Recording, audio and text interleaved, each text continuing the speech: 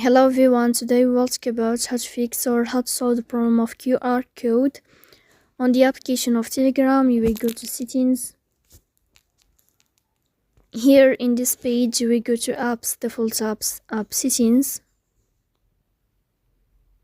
Then in this list, you will scrolling down until you find this window here of Telegram. And you will click. Then in this page of app info, you will go to first stop and you will click OK. Here you will enter to the window of storage. Then you will click on clear cache. In the end, you can turn off your phone and you can restart your phone again to fix that problem.